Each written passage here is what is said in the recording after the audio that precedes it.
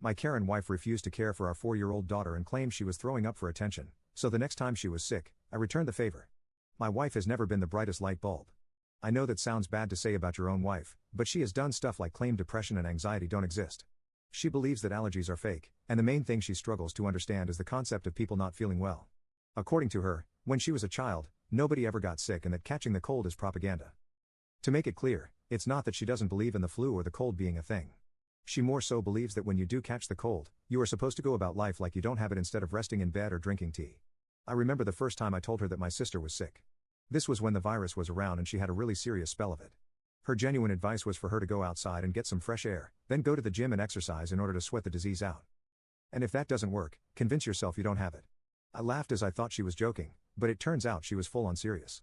A few weeks later, when she found out that my sister did not follow her advice, she became very angry and told me I'm only feeding the narrative that humans aren't resilient beings and are instead delicate daisies who need their hot tea and blankets when sick. She and I had our daughter 4 years ago, and I genuinely believe that she would understand what babies indeed do need all the care in the world, but this was not the case. I remember she would let her cry for hours or not feed her sometimes when I was at work to get her acclimated to not eating. Her reasoning for this was that it builds up her tolerance to surviving without food and therefore makes her body stronger in the long run. We had huge arguments about this and things only got better when I threatened to leave and even press charges for neglectful parenting. She became a bit better at understanding that our child does indeed need food and warm clothes and started providing for her, but one thing she has still never been able to grasp is our daughter getting sick. We had to have a huge fight about her vaccines back in the day. Nowadays, our daughter is a little more grown and can eat more and more adult foods as time goes on. Well, about a week ago, my daughter had McDonald's for the first time. She had some chicken nuggets and really enjoyed them. The next day, however, she started feeling really ill when she came to us in the middle of the night telling us that she was throwing up. Both my wife and I woke up, and she told me to go help her out. I did and stayed with her until she fell back asleep.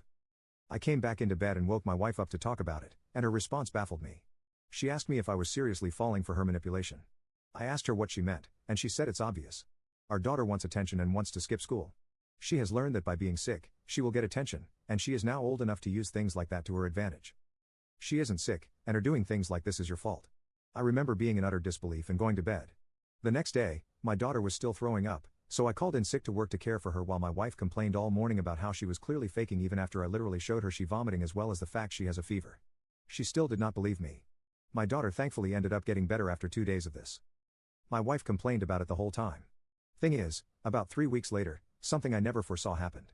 My wife came down with food poisoning. She was bedridden and was throwing up over and over.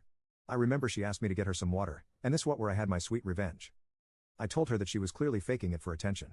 She was probably too lazy to go into work and wanted to lay in bed all day and isn't actually sick. I then told her to get her own water. The look on my wife's face was priceless. That was yesterday, and she's still sick today.